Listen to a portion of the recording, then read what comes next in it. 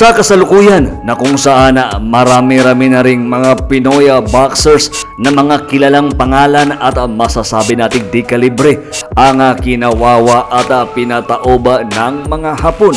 Ito nga ba ay sinyalis na talagang mas malakas ang mga boksidor na mga Hapones sa kasalukuyan? Hindi po natin maipagkakait ang mga naging resulta na kung saan nakuha ng mga Japanese fighter ang mga impresibong panalo laban sa mga Pinoy boxers na kung saan masasabi natin na talagang mga di kalibre din at may pangalan na din dito sa palakasan sa mundo ng boxing sa mga naging talo ng mga Pinoy na kung saan karamihan pa dito ay talagang knockout loss dito sa mga Hapon. Madaming mga Pinoy boxers na din ang gumapang at sa tuwing may maitatapat na naman na Pinoy boxers dito sa mga Hapon, mas marami yung nagsasabi na may gagapang na naman o mas malaki yung chance na talagang mananaig itong mga Hapon kontra sa mga Pinoy boxers na kumbaga isa parang sumpa na talagang walang kapag-apag-asa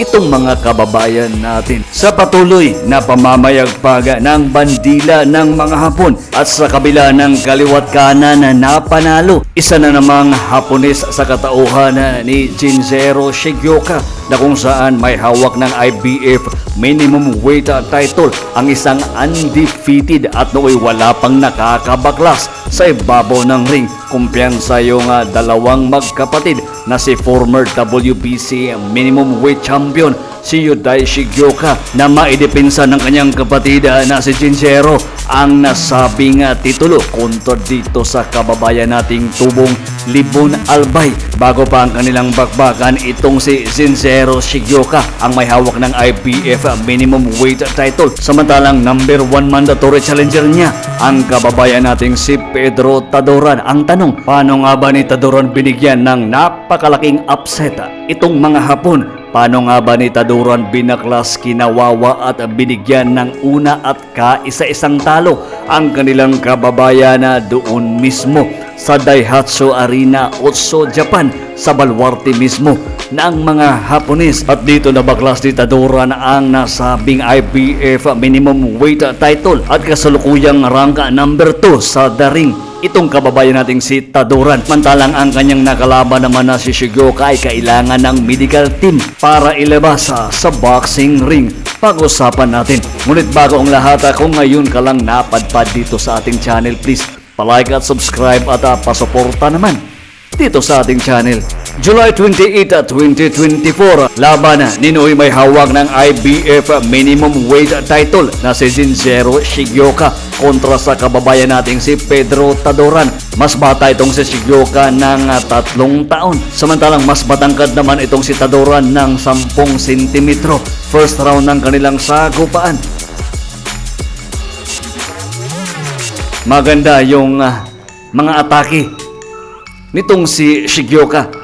Kung mapapansin natin is napakaganda yung depensa din ni Shigioka. Ginagamit ni Shigioka yung kanyang mga jabs, samantalang pinipilit naman ni Tadoran na gumanti. Dito sa first round pa lang is talagang ma-action na yung kanilang sagupaan.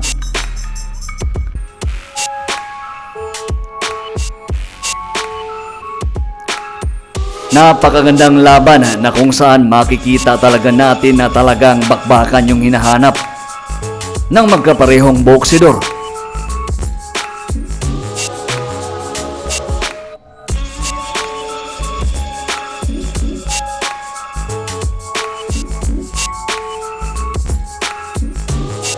Round 2 ng kanilang sagupaan.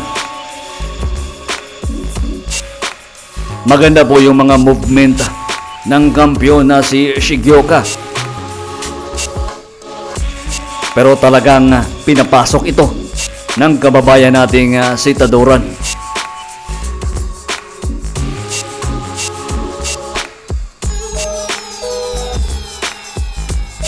Shigioka, maganda yung mga kombinasyon, maganda yung mga jabs na binibitawan ni Shigioka, maganda din naman yung mga sagot ni Pedro Tadoran.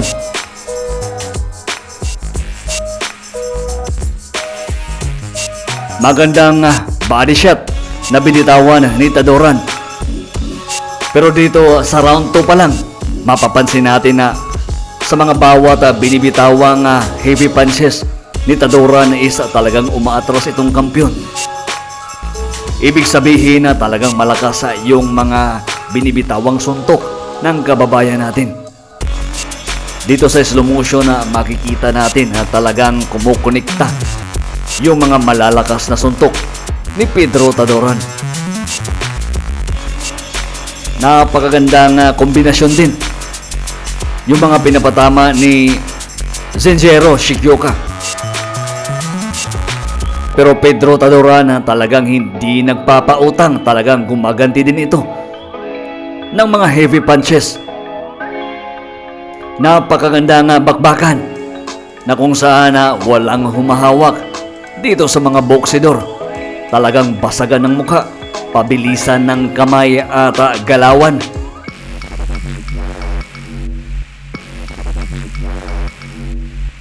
Pedro Tadoran nasa attack mode po.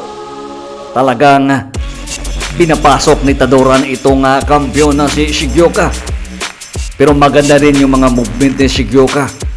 Yung mga kombinasyon ni Shigioka, tapos umaatras, umiiwas sa mga patama ni Tadoran. Pero yung problema ni Shigioka is parang walang kapaguran kung bumato ng suntok itong kababayan natin. Dito sa slow motion, mapapansin natin na talagang maganda din yung mga binibitawang kombinasyon at kumukonekta talaga yung mga suntok ng kampiyon na si Shigioka.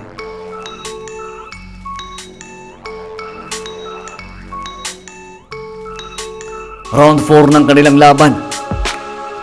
Magandang uppercut ni Shigioka. Magandang left uppercut naman at left hook ng kababayan nating si Tadoran.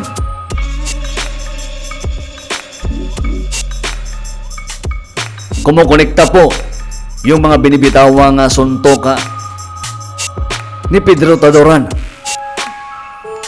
Zenjiro Shigioka gumaganti. Magandang right uppercut ni Shigioka. Kung mapapansin natin, talagang nayayanig din at napapaatras itong si Pedro Tadoran. Sa round 5, unti-unting gumaganti na naman itong kababayan nating si Pedro Tadoran.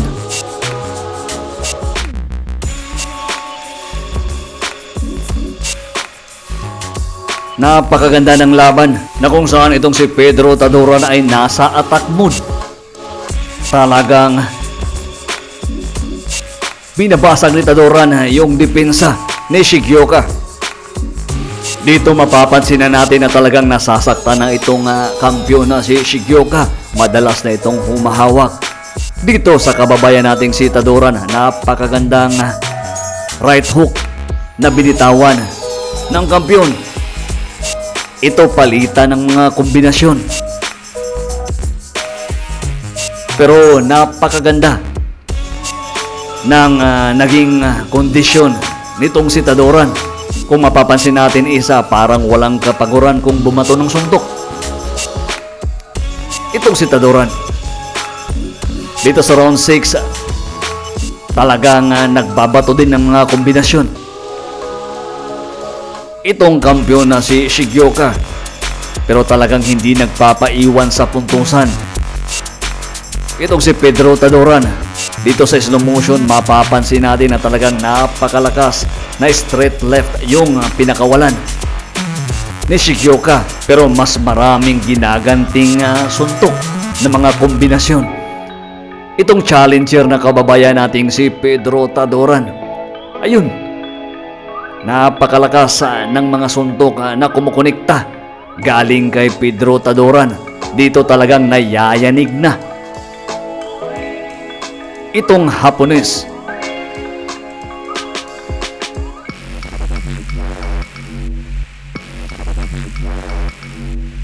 Zenjiro Shigioka umi-score dito sa round 7. Maganda yung mga binibitawan ni Shigioka. Dito isa talagang umi-score itong si Shigioka sa round number 7. Pero bago pa matapos ang nasabing round, isa gumaganti na naman itong kababayan nating si Pedro Tadoran.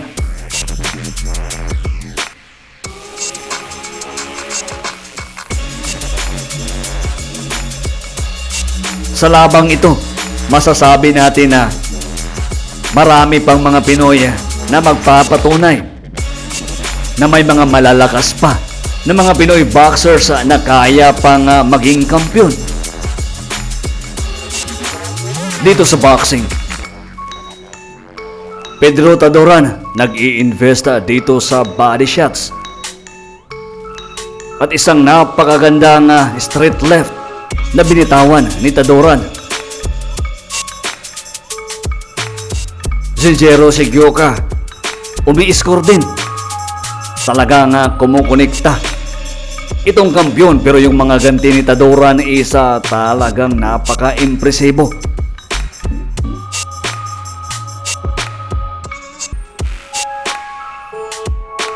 Talagang basagan ng mukha ang kanilang nasabing laban.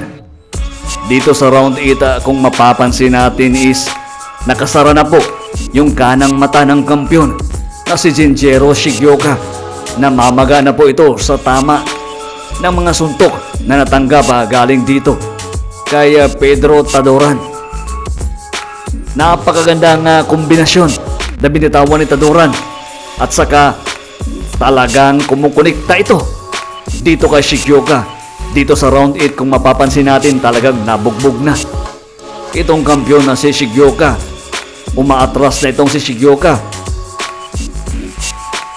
Kung gumaganti man si Shigioka, pero parang makikita natin na nag-aantay na lang yung referee ng right timing para isuko ang nasabing laban.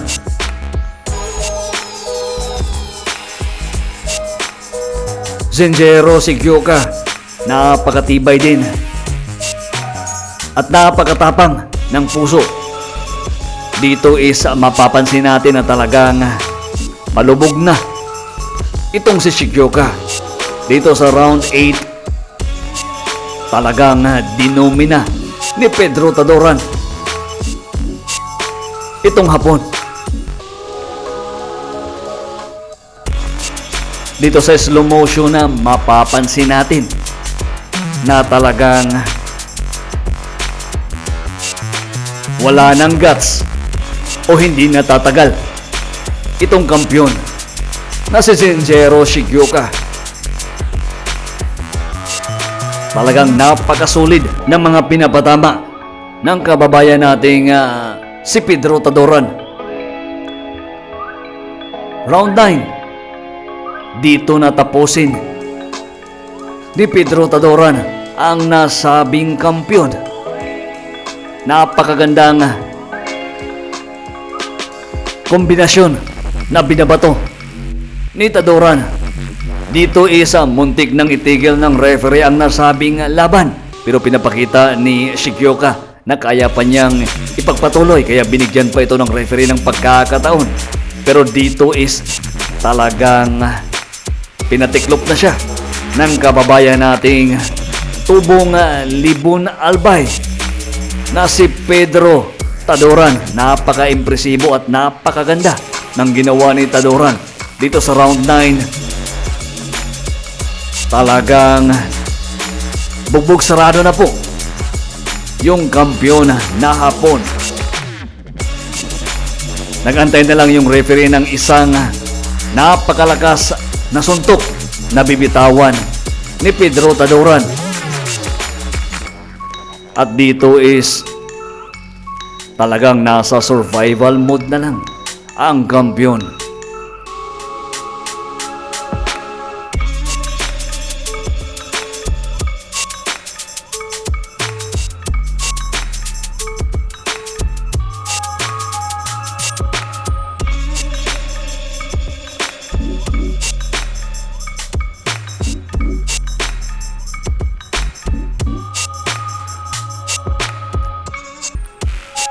Humahawak na po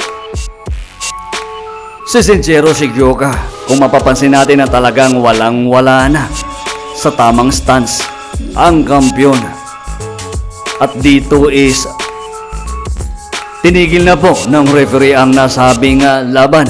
There's no way po na kailangan pang ipagpatuloy. Nakuha po ng kababayan nating si Pedro Tadoran ang IBF minimum weight title at kailangan pa ng medical team para ilabas sa ibabaw ng lona ang kanilang kampiyon na si Shinjiro Shigeoka.